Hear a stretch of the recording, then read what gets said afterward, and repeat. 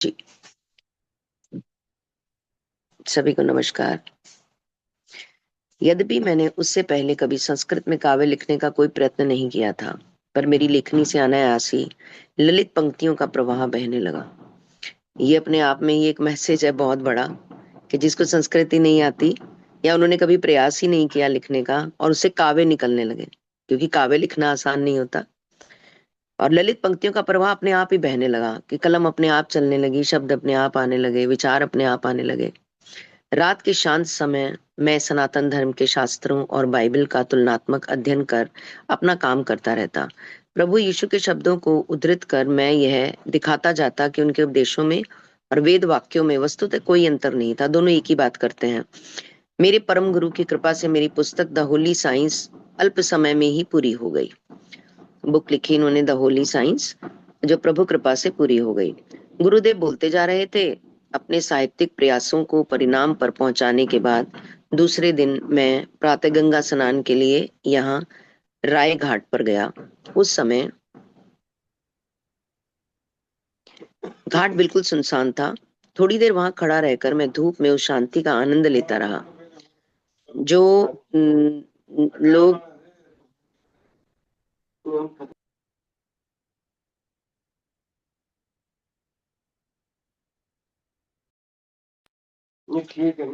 हाँ जी, में कोई अंतर नहीं था। जनरली क्या होता है कि जब एक मिनट होल्ड करना।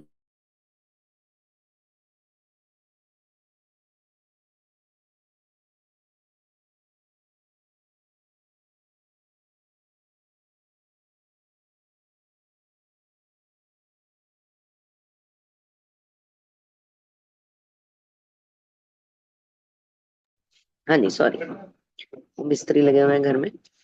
हाँ जी, गुरुदेव बोलते जा रहे थे। और जब वे राय घाट पर गए उस समय घाट बिल्कुल सुनसान था। थोड़ी देर वहां खड़ा रहकर मैं धूप में उस शांति का आनंद लेता रहा।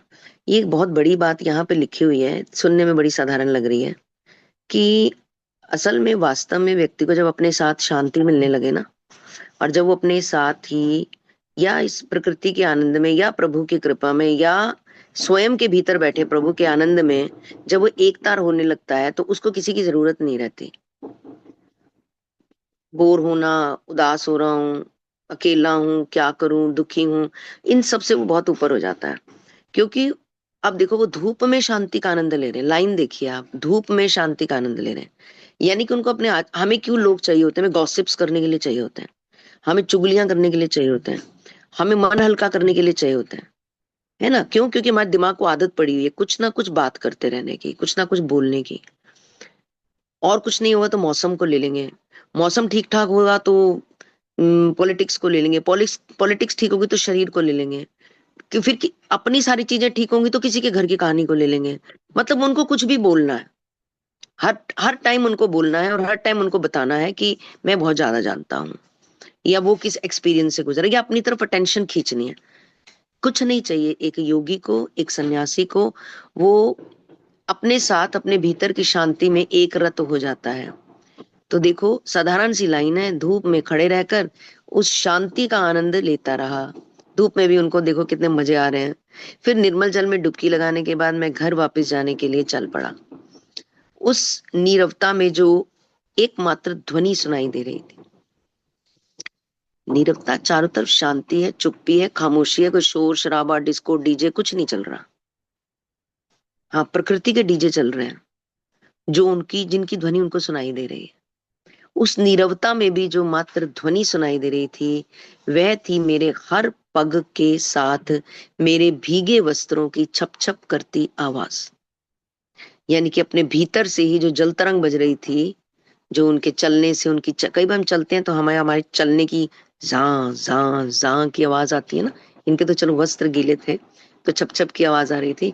कई बार हम भी जब बिल्कुल अपने साथ एक साथ होते हैं तो, और जब चलते हैं तो अपने साये की जो एक हवा के साथ कट होती है साया हमारा, उसके उसमें जो आवेग होता है वो हमें सुनाई देता है।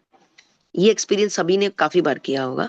जब हम बहुत ज्यादा अपने साथ होते हैं तब, जब हम जहाँ पहुंचना है, जहाँ जाना है, उन सब चीजों में बहुत व्यस्त होते हैं, तब हमें ये आवाज सुनाई नहीं देती। तो ये आवाजें हम लोग भी सुनते हैं, जैसे ही मैं नदी के किनारे खड़े विशाल वट वट वृक्ष, देखो अब जब ये छप छप की आवाज सुन रहे हैं, अपने भीगे वस्त्रों की, अपने पगों की आवाज सुन रहे हैं, उस टाइम इनके दिमाग में और चिंताएं नहीं चल रही कि मेरा बिजनेस कहाँ जा रहा है, मेरे बच्चे क्या कर रहे हैं, मेरी फैमिली में क्या चल रहा है, मुझे क्या करना है, आगे कैसे बढ़ना है, प्लॉट कैसे खरीदने हैं, जमीन कैसे बढ़ानी है, जायदाद कैसे बढ़ानी है, सोने का क्या रेट हो गया, शेयर मार्केट में क्या चल रहा है। इनके दिमाग में ये कुछ भी नहीं चल रहा। मतलब ये इतने खाली हैं अंदर से कि इनको अपने चलने की आवाज सुनाई दे रही है। तो इतने बड़े बड़े बोझ जो टंगे होते हैं, बोझ जरूरी होते हैं, पर उसमें भी सीमाएं होती हैं।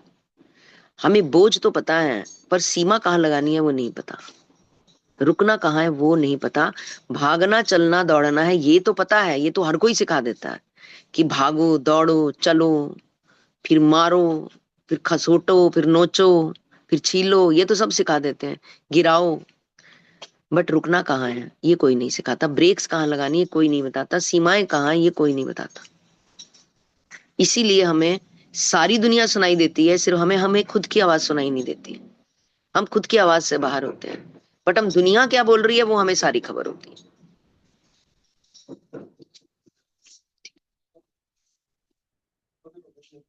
हम्म, और दूसरा सुन, दूसरा का बच्चा नीचे गिरा हुआ जिंदा मशीन के पास, कि पीछे ना जाए।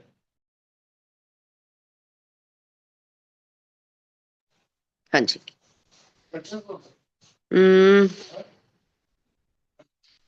आवाज सुनाई दे रही थी। जैसे ही मैं नदी किनारे खड़े विशाल वटवृक्ष के पास से आगे बढ़ा, मेरे मन में पीछे मुड़कर देखने की प्रबल प्रेरणा हुई। वहां वटवृक्ष की छाया में कुछ शिष्य घिरे बैठे थे। महान बाबा जी, नमस्कार स्वामी जी। परम गुरु की मधुर आवाज गूंज उठी और मुझे विश्वास हो गया कि मैं स्वप्न नहीं देख रहा हूँ। वो अक्सर कई जगह उन्होंने बाबा जी को जब भी पुकारा है तो उन्होंने स्वामी जी कह के उत्तर दिए। नमस्कार स्वामी जी। परम गुरु की मधुर आवाज गूंज उठी। मुझे विश्वास हुआ कि ये सपना नहीं है, मैं देख रहा हूँ कि आपने सफलतापूर्वक अपनी पुस्तक पूरी कर ली है। अपने वचन के अनुसार मैं आपका धन्यवाद करने आया हूँ। अत्यंत तेजी से धड़कते हृदय के साथ मैंने उनके चरणों में साष्टांग प्रणाम किया। अत्यंत विनय के साथ उनकी याचना करते हुए मैंने कहा, परम गुरु जी, मेरा घर पास में ही है, क्या आप अपने शिष्यों के साथ आकर मेरे घर को पावन नहीं करेंगे? उन्होंने आमंत्रण दिया उनको। जी मैडम।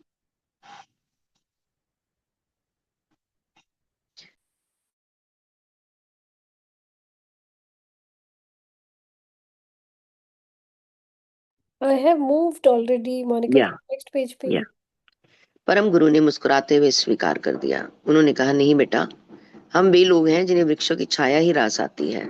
यहाँ हमें पूरा आराम है। तब यहाँ पर ही थोड़ी देर ठहर जाइए।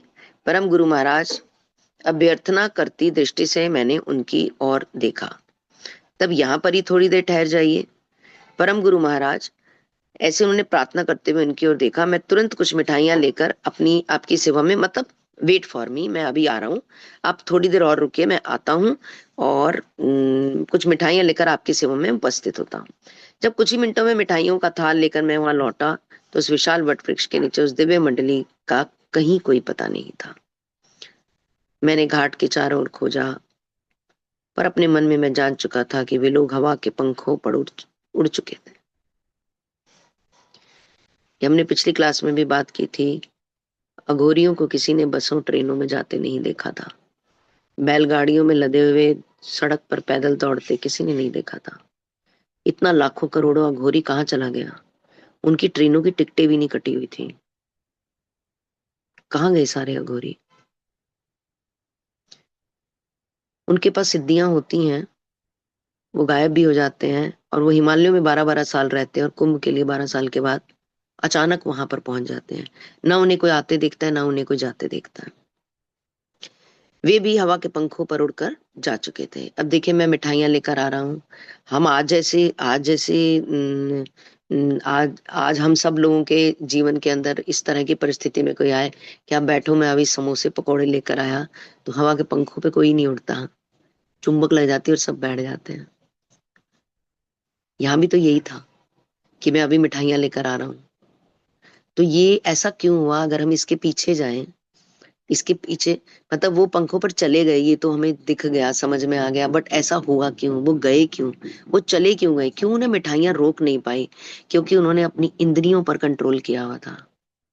ये जितने भी योगी सन्यासी जोगी आए, हम जोग के लिए थे और पड़ भोग में गए, तो ये इसलिए ऐसा कर पाते हैं।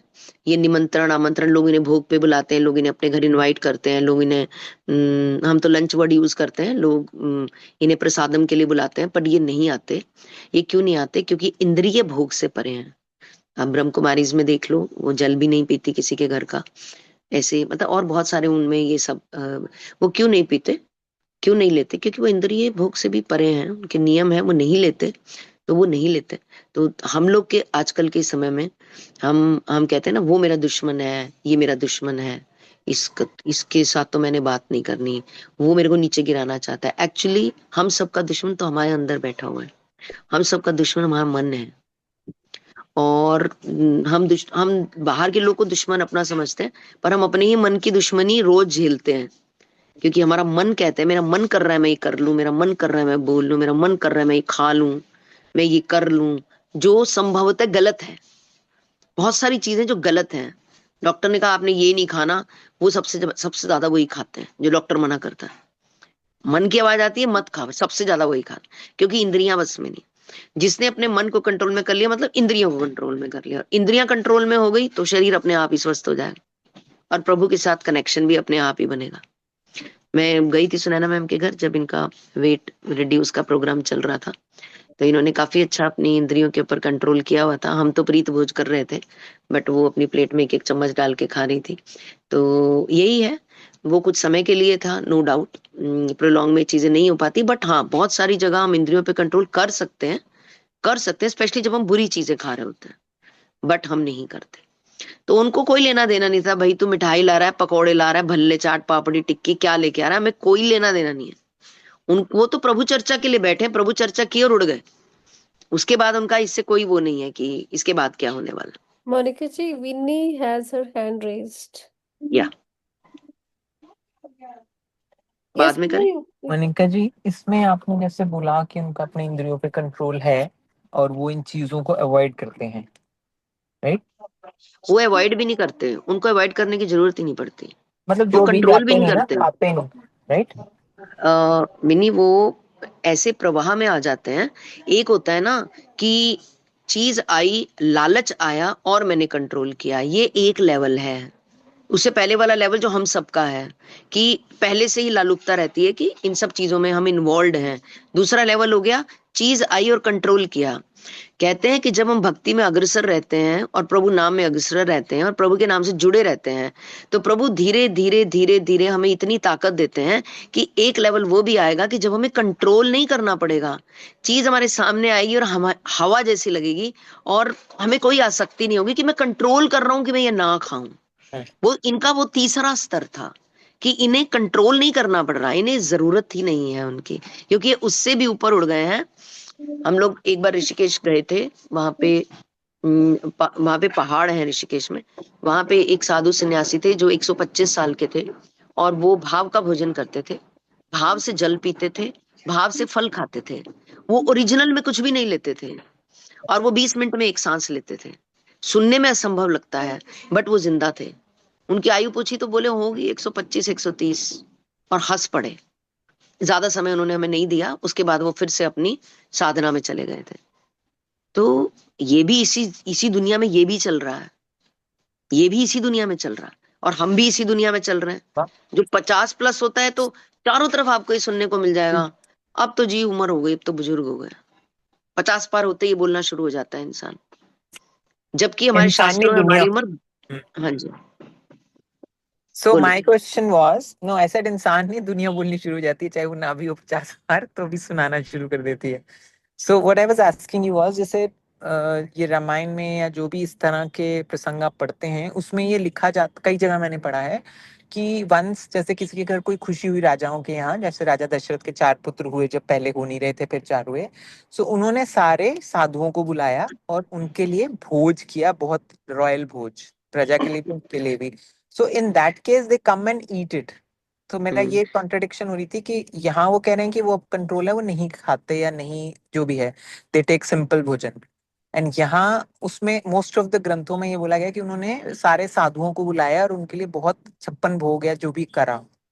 तो ये दो चीजें मतलब डिफरेंट हो गई ना, वो पूछना चाह रही थी मैं आपसे कि पहले तो मतलब ये युग ही अलग अलग हैं, जिस युग की आप बात कर रहे हो और जिस युग की हम बात कर रहे हैं, ये उसी दोनों में अलग वो अलग युग हैं। साधुओं की बात कर रहे हैं ना हम, तो कि वो अपनी इंद्रियों पे कंट्रोल है, वो नहीं चाहे खाते। साधु चाहे साधु, ऐसे तो वो साधु भी हैं जो मेनका को देख के भी विचलित हो गए थे। हम किसी एक पर्टिकुलर पर्सन को पकड़ नहीं सकते, हम वी ऐसे टॉकिंग पॉइंट आउट अबाउट नहीं कर साधु सकते कि जो भगवान की आस्था में लीन है, या जो भी कह लो उनको, आप कोई भी नाम से पुकारो।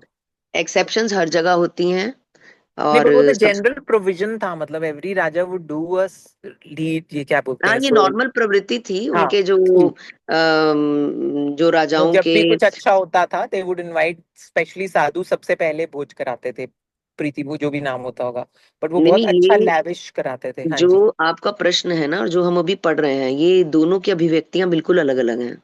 तो वही तो, तभी तो क्लैरिफिकेशन मांगी मैंने आपसे हाँ, हैंड ये रेस बिल्कुल करके। अलग है। वो एक जिस कंसेप्ट पे आप बात कर रहे हो कि खुशी में राजा खिला रहा है और वो भोजन करने के लिए राजा के सम्मान में आ रहे हैं, वो एक हम्म। अलग चीज है।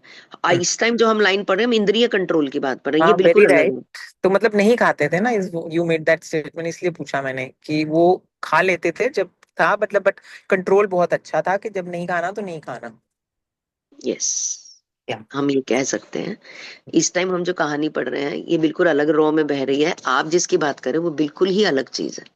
वो एक राजा के घर पुत्र हुआ, उन्होंने दावत पे उनको बुलाया, वो प्रेमवश और सम्मानवश आए। नहीं, अब आप वो किसी बिल्कुल पार्टी में जाते हो तो आप नॉनवेज नहीं खाते तो नहीं खाते, कहीं भी आप ना ड्रिंक करते हो तो वो अलग से, वही तो बता रही हूँ मैं। तो इंसान तो एक नेक्स्ट टू ही है। इम्पॉसिबल, हाँ, नेक्स्ट टू इसलिए। इम्पॉसिबल।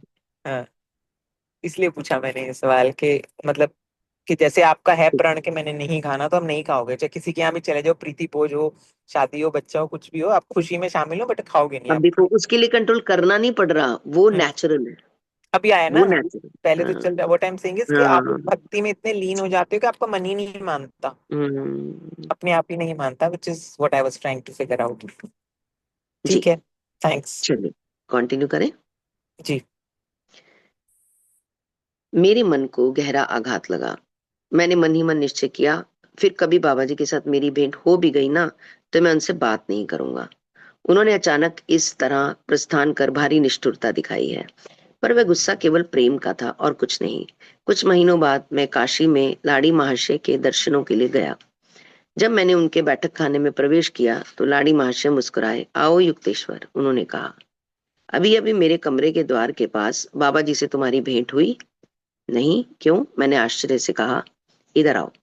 लाड़ी महाशय ने अपना हाथ मेरे माथे पर रखा और उसी क्षण दरवाजे के पास पूर्ण कमल की तरह खिले बाबा जी मुझे दिखाई दिए। मुझे अपना पुराना दुख याद आया, अतः मैंने उन्हें प्रणाम नहीं किया। लाड़ी महाशय चकित होकर मेरी ओर देखने लगे। जी मैम।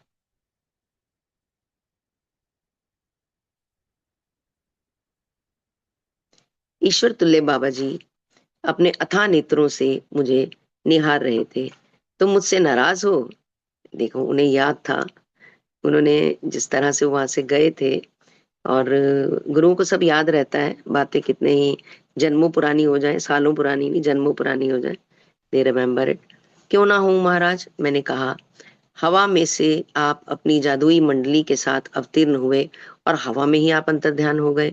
मैंने तुमसे कहा था मैं तुमसे मिलने आऊंगा, कितने समय तक वहां रहूंगा यह नहीं कहा था। बाबा जी सौम्य हंसी के साथ कहा, तुम बहुत उत्तेजित हो उठे थे। मैं तुम्हें विश्वास दिलाता हूँ कि तुम्हारी चंचलता की आंधी ने ही मुझे विलुप्त कर दिया। तुम्हारी जो इतनी हाई एनर्जी थी उस टाइम, उस एनर्जी की चंचलता ने ही, उसकी आंधी ने ही उन्हें वहां से विलुप्त कर दिया। इस सत्यनिष्ठ स्पष्टीकरण से मैं संतुष्ट हो गया।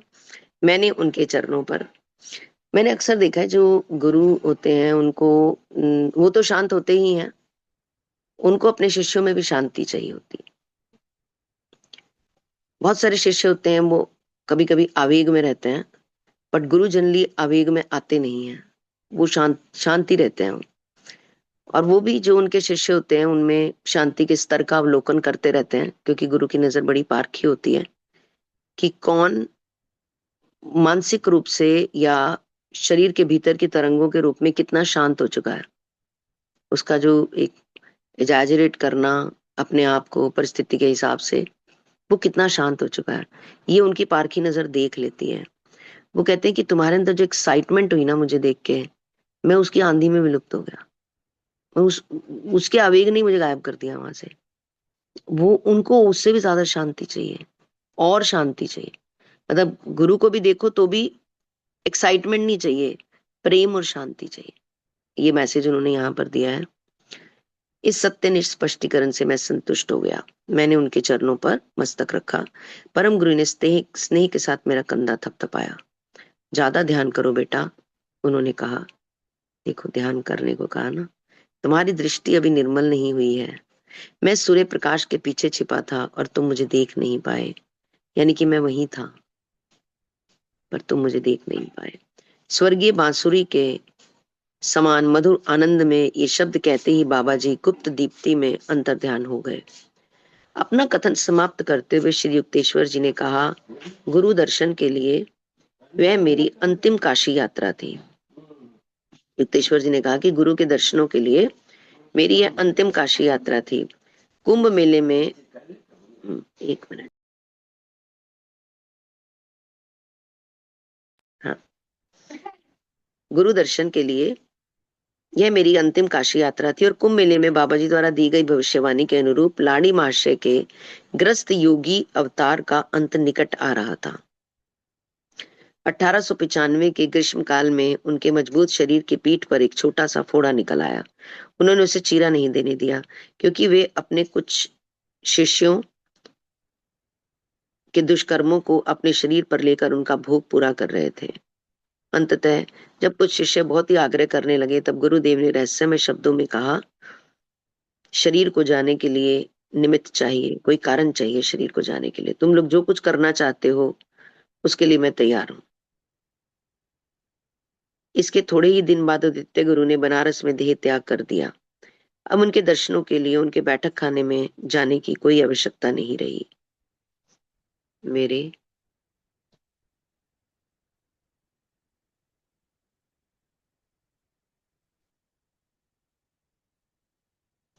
जीवन का प्रत्येक दिन उनके सर्वव्यापी मार्गदर्शन से धन्य हो रहा है। मेरे जीवन का प्रत्येक दिन उनके सर्वव्यापी मार्गदर्शन से धन्य हो रहा है। कई वर्षों बाद मुझे लाड़ी महाशय के एक उन्नत शिष्य स्वामी केशवानंद जी से उनके देह त्याग के विषय में अनेक आश्चर्यजनक विवरण सुनने को मिले। केशवानंद जी ने बताया, शरीर छोड़ने के कुछ दिन पहले मेरे गुरुदेव मेरे सामने एक दिन अचानक प्रकट हो गए, जब मैं हरिद्वार के अपने आश्रम में ध्यान कर रहा था। तुरंत बनारस आ जाओ, इतना कहकर लाड़ी महाशय अंतर्ध्यान हो गए। मैंने तुरंत बनारस जाने के लिए गाड़ी पकड़ी। अपने गुरु के घर में अनेक शिष्यों को मैंने एकत्रित होते हुए देखा। उस दिन कई घंटों तक गुरुदेव ने गीता पर प्रवचन किया और फिर अत्यंत सरल शब्दों में कह दिया, मैं अपने घर लौट रहा हूँ। इतना सुनते ही प्रचंड आवेग के साथ हम सबकी सिसकियां फूट पड़ी। शांत हो जाओ, वे पुनः जी उठेंगे, यह कहकर लाड़ी महाशय जी अपने आसन से उठे, 3 बार अपने स्थान पर ही गोल घूमे, उत्तर दिशा की ओर मुख करके पद्मासन में बैठ गए और परानंद में लीन होकर उन्होंने महासमाधि में प्रवेश किया। कितना एलिगेंट निष्कासन था। भक्तों को इतने प्रिय लगने वाले लाड़ी महाशय के सुंदर शरीर का पवित्र गंगा तट के मणिकर्णिका घाट पर गृहस्थोचित विधि से दाह संस्कार किया गया। केशवानंद जी बता रहे थे, दूसरे दिन सुबह 10 बजे जब मैं अभी बनारस में ही था, तो मेरा कमरा अचानक एक उज्जवल प्रकाश से भर उठा। आश्चर्य, मेरे सामने भौतिक शरीर में लाड़ी महाशय जी खड़े थे। यह शरीर बिल्कुल उनके पुराने शरीर जैसा ही था। अंतर इतना था कि यह शरीर अधिक युवावस्था में और अधिक तेजस्वी लग रहा था। मेरे दिव्य गुरु ने मुझसे बातचीत भी की।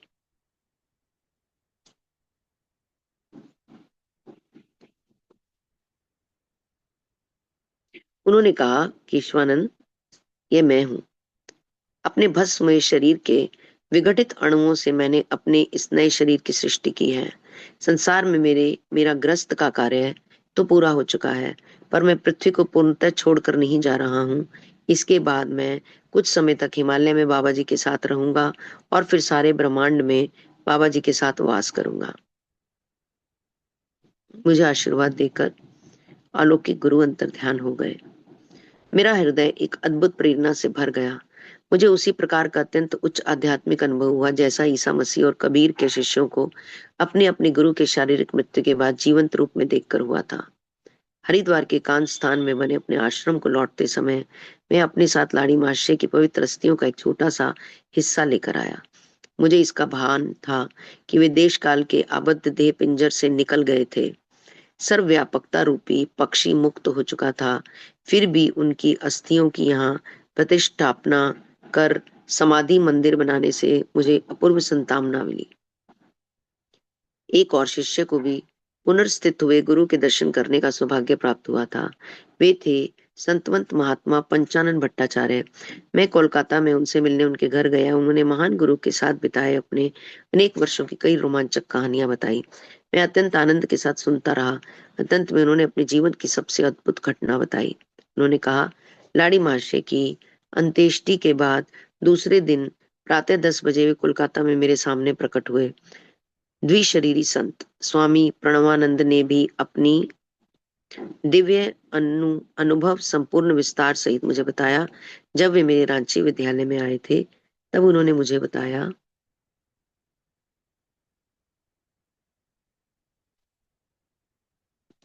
लाड़ी महाशय के देह त्याग के थोड़े ही दिनों पूर्व मुझे उनका एक पत्र आया जिससे उन्होंने मुझे तुरंत बनारस आने के लिए कहा था। तथापि अपरिहार्य कारणों से मैं तत्क्षण प्रस्थान नहीं कर सका और मुझे थोड़ी सी देर हो गई। मतलब वो अचानक नहीं जा सके, उन्हें थोड़ा थोड़ा विलंब हुआ, समय लगा। एक दिन प्रातः 10 बजे मैं बनारस के लिए प्रस्थान करने की तैयारी कर रहा था कि अपने कमरे में गुरु के अत्यंत तेजस्वी रूप को देखकर मैं आनंद विभोर हो गया। अब बनारस जाने की क्या जल्दी है, लाड़ी मासी ने मुस्कुराते हुए कहा। अब तुम मुझे वहां कभी नहीं देख पाओगे। जब उनके शब्दों का अर्थ मुझे समझ में आया तो यह सोचकर मैं उनके दर्शन की केवल अनुभूति कर रहा था, मैं भग्न हृदय से रोने लगा। गुरुदेव संतावना देते हुए मेरे पास आए। लो, मेरे शरीर को छू कर देखो, उन्होंने कहा। मैं सदा की भांति जीवित हूँ, शोक मत करो। क्या मैं हमेशा तुम्हारे पास नहीं हूँ?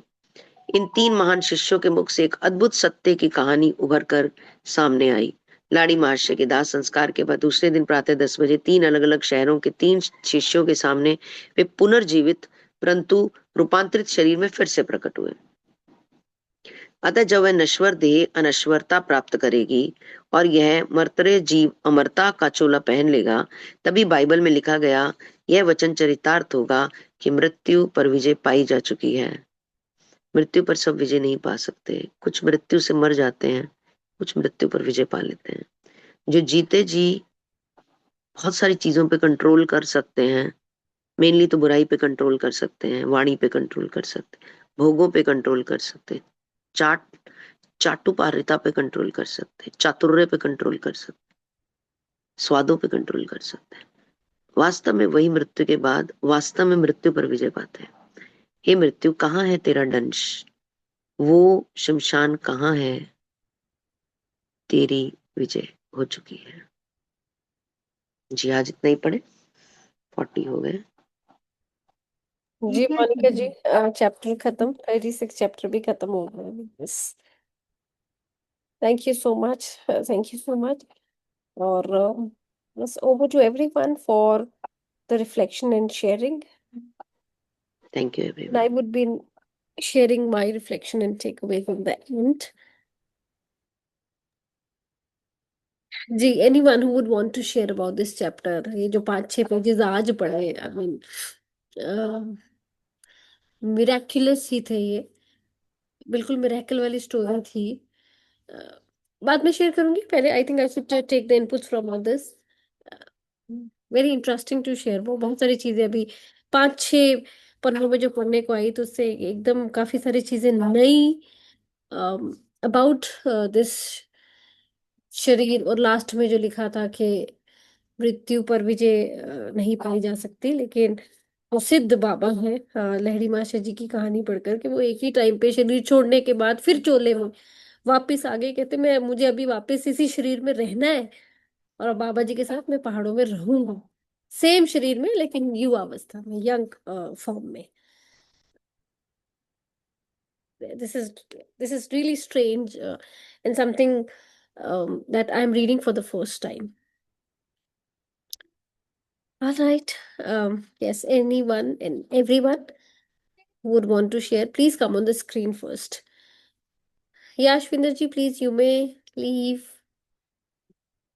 And thank you. those who are here and who have been listening, और जिन्होंने ध्यान से सुना पड़ा है, I'm sure they must be having जो भी उनके थॉट में आया है, जो भी इससे रिलेटेड उनको आपके लास्ट शब्द में ही शेयरिंग है, यही है कि मिट्टी पे विजय नहीं पाई जा सकती और पाई जा सकती है, यही इसी में ही शेयरिंग है। ये बहुत बड़ी बात भी है और आज समझने की बात है कि हम संसार के चक्र में फंसे हुए हैं और नहीं फंसे तो हम अपने को समझ के मतलब अपने ये एक शरीर नया पे स्टोरी था कि वो कहते मेरे चोल ये नया था मेरे लिए। बहुत सारी स्टोरी सुनी है बट ये बिल्कुल नहीं थी कि हाँ मैंने एक चोला छोड़ दिया, नहीं, ये लेकिन अभी रोज भी मुझे मतलब रहना है वापस और सेम चोले में वो वापस अभी रहेंगे, क्योंकि अभी थोड़ा और काम पड़ा है मेरा। तो मैं गृहस्थ वाला छोड़ दिया, खत्म कर दिया है ये वाली रिस्पॉन्सिबिलिटी। लेकिन अभी फिर भी मुझे मनुष्य शरीर में, मैं पहाड़ों पे रहूंगा और फिर पूरे ब्रह्मांड में वास करूंगा। ये कुछ डिफरेंट था, कुछ नया था आज जो मैंने नहीं सुना। मतलब कि मतलब ये नई अंडरस्टैंडिंग थी कि हमें लगता है कि हाँ वो चूल्हा छोड़ गए, तो हम जो सिद्ध पुरुष है वो हमारे लिए छोड़ गए, लेकिन अपना काम उनका भी पड़ा होता है तो वो पहाड़ों में जाके अपना काम कर ही रहे हैं, हमारे लिए वो छोड़ चुके हैं फॉर्म। और उन्होंने कहा कि मैंने उसी फॉर्म से, यानी कि जो शरीर जो उनका क्या कहते हैं जिसको मतलब अग्नि के सुपुर्द कर दिया, उसमें से ही वापस मैंने अपना शरीर बना लिया। उसी के एटम्स में से, उसी के जो भी अणु रहे होंगे उसमें से उन्होंने अपना शरीर दोबारा लेकिन एक यंग फॉर्म में बनाया, यही क्रिएट। है कि आत्मा की शक्ति बहुत ज्यादा है, उसको समझने की जरूरत है, बहुत ज्यादा।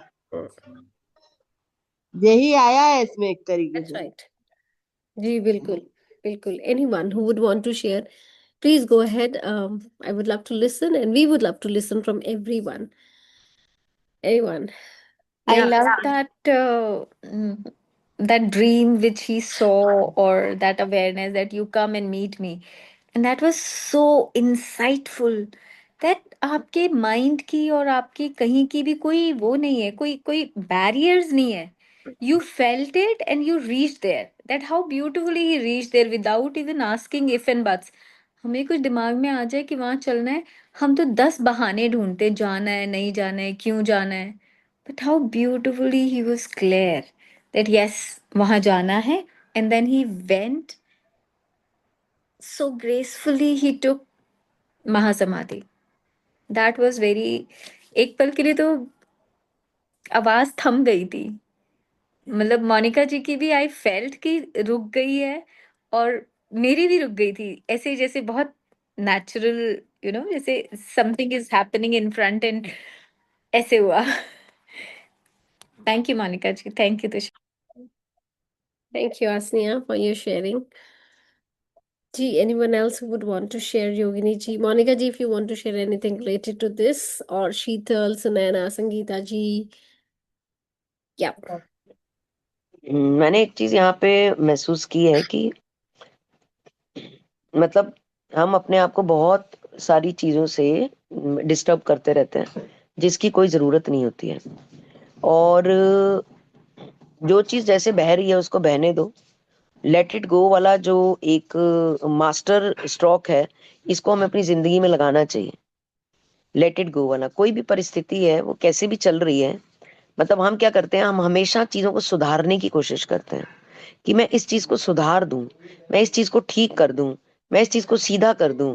इसकी कोई जरूरत नहीं है। ऑटो पायलट सिस्टम को अपने आप चलने दो। हर चीज का एक समय होता है, जैसे वो समय आता है चीजें अपने आप परिवर्तित होनी शुरू हो जाती हैं। जब हम बहुत ज्यादा सुधार में लगते हैं तो जो उस क्षण का ऑटो पायलट सिस्टम है हम उसको डिस्टर्ब कर देते हैं, और जो उसने स्वतः धुरी पे आना था वो स्वतः धुरी पे नहीं आता। वो बार बार हमारे सुधारने वाली क्रिया की वजह से वो चीज बार बार डिसलोकेट हो जाती है। हमें लगता है कि हमने बोल के उसको ठीक कर दिया, हमने बोल के ठीक नहीं किया, हमने उसको और डिस्टर्ब कर दिया है, हमने उसे और डिसलोकेट कर दिया है। मोनिका तो जी, यहाँ पे इसी से रिलेटेड एक क्वेश्चन ये है कि तो क्या इसका मतलब हमारे आसपास जो हमें गलत दिख रहा है कि हमारे परिवार में बच्चे अगर हैं या भाई बहन है या हस्बैंड है या कोई भी है, जिसमें हमें लगता है कि यार गलती ये कमियां हैं कि ये सुधारने वाली चीज है, तो क्या हमें करेक्ट नहीं करना चाहिए? आपकी प्रकृति और प्रवृत्ति कैसी है ये निर्भर करता है।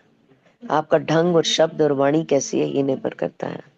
आपके बोलने में जो आवेग है वो कैसा है ये निर्भर करता है। आपके इसका शब्दों मतलब का कि चुनाव फिर तो ये हुआ कि जो आप कह रहे हो कि लेट इट फ्लो वाला नहीं है, फिर तो इसका मतलब है कि कर सकते हैं चेंज। डिपेंड करता है। कई बार बहुत जगह चुप भी रहा जा सकता है और कई जगह हम अपने तरीके से उस परिस्थिति को अंडरस्टैंड करके बहुत सामान्य तरीके से भी चीजों को बोल सकते हैं। कंधे पे हाथ रख के भी बोला जा सकता है और गैप रख के दूर से भी बोला जा सकता है, लेकिन इस तीर केस में मार क्या के भी बोला डिसलोकेट जा नहीं होंगी, जैसे आपने कहा कि अगर जब नहीं हम तो फिर नहीं चीजों को हिला के देखो ऐसा, हाँ मैं बदल दूंगी। ऐसा कहते हैं कि जब भी हम हमारी कोई बात, देखो हमने सामने वाले को ठीक करने के लिए कुछ कहा और मेरी वाणी के आवेग ने उसे विचलित कर दिया, उसे मतलब उसे इरिटेट कर दिया मेरी आवाज ने, तो उसकी जो समझने वाली ग्रंथि है वो क्लोज हो जाएगी, उसका शटर डाउन हो जाएगा, उसका शटर डाउन हो जाएगा और मेरी बात उसके दिमाग में जाएगी ही नहीं, क्योंकि मेरा आवेग इतना तेज था, मेरी वाणी में जो तीर थे वो इतने तेज थे कि उसने अपने आप को प्रोटेक्ट करने की कोशिश की और उसने तुरंत शटर डाउन कर दिया। अब मैं चाहे आधा घंटा बोलता रहूं, पौना घंटा बोलता रहूं, चीखूं चिल्लाऊं शोर मचाऊं इरिटेट हूं, दरवाजे बजाऊं, बर्तन बजाऊं, मैं जो मर्जी करूं, नील बटा सन्नाटा रिजल्ट आएगा, कुछ नहीं बदलने वाला। ये सिर्फ और सिर्फ और सिर्फ बैठकर डिस्कस कर कर अच्छे शब्दों का चुनाव कर कर सामने वाला जब हमें मानता है तब हमारी मानता है। तो यानी ये इसको लाइन किया जा सकता है, मतलब तो फिर फ्लो बिल्कुल को किया तोड़ा जा जा सकता, सकता है। बट वही मैं बोल रही हूँ कि डिसलोकेट किस परिस्थिति में होता है, जब मुझे ये लगता है कि इन्हें मैं नहीं सुधारूंगा तो कौन सुधारेगा, इसे मैं ठीक नहीं करूंगा तो कौन ठीक करेगा, इसकी जिम्मेवारी मेरी नहीं है तो किसकी है। जब हम ये जिम्मेवारियां ओढ़ने लगते हैं ना, तब हम प्रभावशाली हो जाते हैं। प्रभावशाली तो होते ही होते हैं, अपना अहंकार भी ले आते हैं साथ में, एक फियर भी ले आते हैं साथ में, एक भय भी आ जाता है साथ में, तो इतनी सारी चीजें हमारे साथ आ जाती हैं, फिर हम सामने वाले को ठीक कर रहे हैं। एक है कि हम आनंद अवस्था में सामने वाले को ठीक कर रहे हैं, सहज सहज शनै शनै प्यार प्यार से आनंदित होकर, ज्यादातर मूक रहकर भी हम बहुत सारे काम कर देते हैं। हमें लगता है हमारे बोलने से परिवर्तन आएंगे, कई बार हमारे खामोश रहने से भी परिवर्तन आते हैं। राइट। तो ये सारे ट्रायल एंड एरर मेथड होते हैं हम्म। जिनको हम अपनाकर, मेन चीज आपने क्या ध्यान रखना है कि अपने भीतर की शांति खराब नहीं होनी चाहिए। मेन सोल पर्पस, मैं सामने वाले को सुधार रहा हूं और मैं कलेश में हो गया, मैं दुख में हो गया, मैं पीड़ा में हो गया, सामने वाला तो सुधर गया मेरे डर से कुछ समय। एक चीज का हमेशा ध्यान रखना, मैं सारे पेरेंट्स को ये चीज बोलती हूँ, बच्चा हमसे तब तक डरेगा जब तक वो आयु में छोटा है, तो वो डर से सारे काम कर, शायद वो छोटे छोटे आपके कहे हुए हर काम को कर भी लेगा, आपके टेरर से कर लेगा, आपके डर से कर लेगा, आपके भय से कर लेगा। ध्यान रखना है बच्चा मेरे काम मेरी रिस्पेक्ट की वजह से करे, मेरे डर की वजह से नहीं करे, पहली बात। और दूसरी बात, जिस दिन बच्चे की काया आपकी काया से ऊंची हो जाएगी, उसके जो मसल्स हैं वो आपके मसल से हैवी और तंदुरुस्त हो जाएंगे, उस दिन उसके पास चॉइस होगी कि वो आपकी बात माने या ना माने। उस दिन वो आपकी बात तब मानेगा अगर वो आपके साथ रिस्पेक्ट से कनेक्टेड होगा। अगर वो आपके साथ फियर की वजह से कनेक्टेड था या जरूरत की वजह से कनेक्टेड था कि हाँ मिलता तो सब इन्हीं से ही है, मान लेते हैं थोड़ी सी, जिस दिन वो काबिल हुआ पैसा कमाने के और जिस दिन वो काया में काबिल हो गया, वो सबसे पहले अपने माँ बाप को छोड़ता है, सबसे पहले उनसे दूर जाता है। तो इसलिए बच्चों से रिश्ता प्रेम का रखना है हमेशा, कभी भी पावर का नहीं रखना। पावर तभी तक काम आएगी जब तक उनकी काया आपसे कमजोर है, वो राइट। बलशाली होते ही वो माँ बाप को सबसे पहले छोड़ते हैं। जी बिल्कुल। योगिनी बहुत बढ़िया हैव हर चैप्टर में हैंड रेज्ड।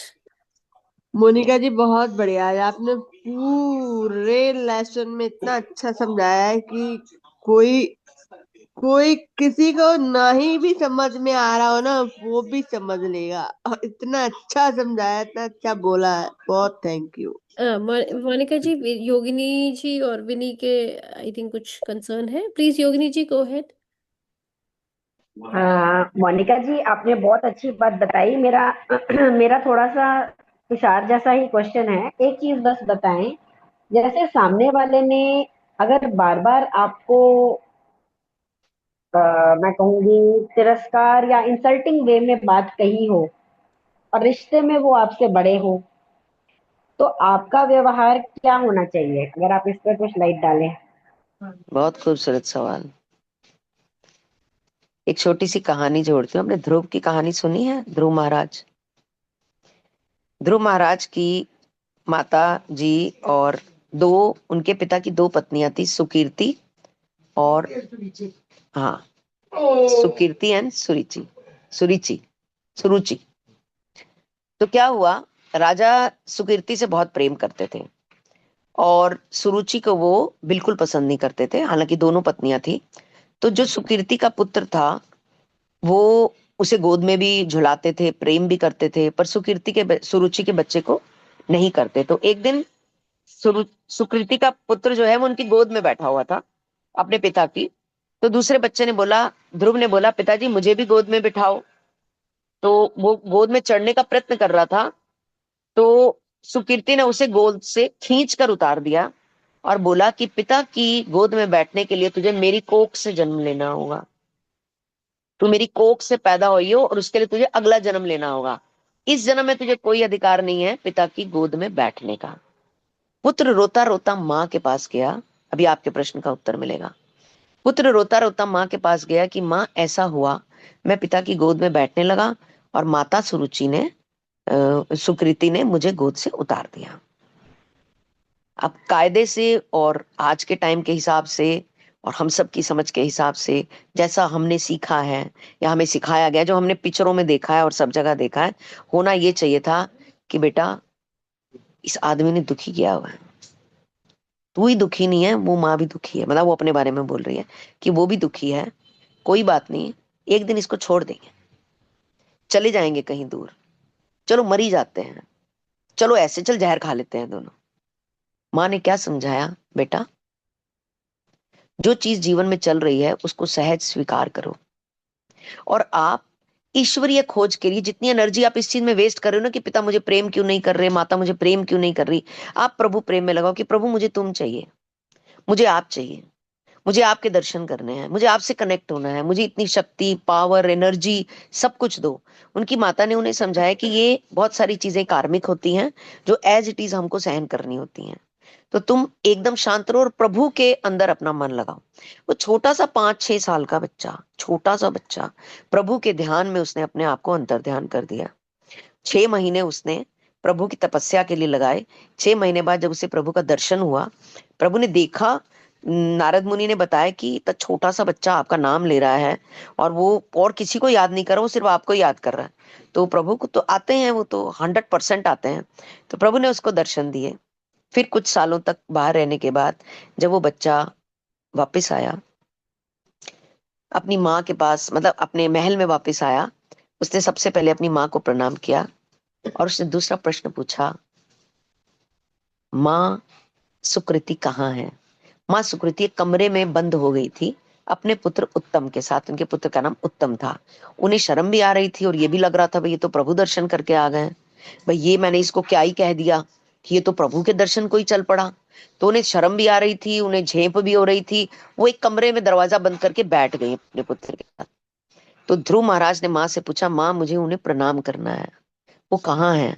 वो गए, उनको प्रणाम किया, उनको गले लगाया, उनसे अपनी गलती जो भी मेरे से कोई भूल है उसके लिए क्षमा मांगी, उत्तम को गले लगाया। अब क्या लेसन है यहाँ पर? हम देखो, हम पूजा पाठ करते हैं, भगवान का नाम लेते हैं, हम सब कुछ करते हैं, बट सेम राम जी के साथ भी हुआ था। उन्हें कहा वन में जाना है, उन्होंने कहा जी पिताजी। सारा राज्य तुमसे ले, तो राज्य तुम नहीं चलाओगे, जी पिताजी। तुम्हें 1-2 दिन के लिए नहीं जाना, 14 साल के लिए जाना है, जी पिताजी। तुम्हें ये राज आभूषण पहनकर नहीं जाना, तुम्हें साधारण वस्त्रों में जाना है, जी पिताजी। नो इफ, नो बट, कुछ नहीं। जाना है और चले गए। जो उनके भरत थे, भरत ने बोला कि मैं राजगद्दी पर नहीं बैठूंगा, तो उन्होंने बोला ठीक है, चरण पादुकाएं मुझे दे दो। उन्होंने चरण पादुका से बोला, तो उन्होंने उन्हें चरण पादुका दे दी। उन्होंने चरण पादुका से राज्य चला दिया। लक्ष्मण ने बोला मुझे साथ जाना है, तो उन्हें सेवा का अवसर दिया, प्रेम का। शत्रुघ्न जो थे, शत्रुघ्न यहीं पर रह गए थे। शत्रुघ्न को बोले तुम्हें क्या चाहिए? शत्रुघ्न बोले मुझे आपके भक्तों का दास बना दो, जो आपकी भक्ति करेंगे ना श्री राम की, मुझे उनका दास बना दो। तो उन्होंने उनके लिए दासता मांगी। तो ये सारी चीजें हमने ये पढ़ा, तो हमने ये सुना तो, पर इसके जब आचरण करने की बारी आई, क्योंकि हमारा जन्म कलयुग में हुआ है, क्योंकि हम कलयुग में पैदा हुए हैं, तो कलयुग में हमें बहुत सारे तोहफे मिले हैं साथ में। हमें जलन, ईर्ष्या, द्वेष, पाप, चोरी, चकारी, इंद्रजाल, माया जाल, ये सारी चीजें हमें साथ में मिली हैं। और उसके बीच में हमें काया मिली, और काया में ईश्वर खुद बैठ गए चौकड़ी मार के, और परम आनंद ले रहे हैं कि अब मैं देखता हूं, अब तुम कैसे इन सब से छूट के मुझे पाते हो, या मेरे लिए समय निकालते हो, या जो कुछ भी करते हो वो मेरे लिए करते हो, अपने लिए नहीं करते, अपने परिवार के करते, परिवार के लिए हो, पर कहकर ये करते हो कि प्रभु तेरे लिए गाड़ी ला रहा हूं, प्रभु तेरे लिए स्कूटर खरीद रहा हूं, प्रभु तेरे लिए मिठाई खरीदने जा रहा हूं, प्रभु तुम्हारे लिए नए वस्त्र खरीद रहा हूं। पहन खुद रहे हैं काया पे, पर काया के अंदर के प्रभु को पहना रहे हैं, काया के अंदर के प्रभु को गाड़ी में घुमा रहे हैं। वो कहते हैं बस मेरे को ये कनेक्शन चाहिए, मेरे साथ अगर तुम ऐसे कनेक्ट हो जाते हो तो फिर मैं तुम्हारा हूं, तुम मेरे हो।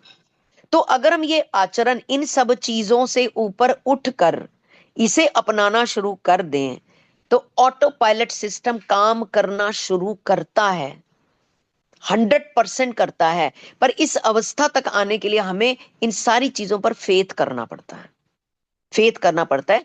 और दूसरी चीज होती है हमारी कार्मिक यात्रा। उसके लिए भी छोटी सी चीज बता देते हो, अभी समय है हमारे पास 5 मिनट का।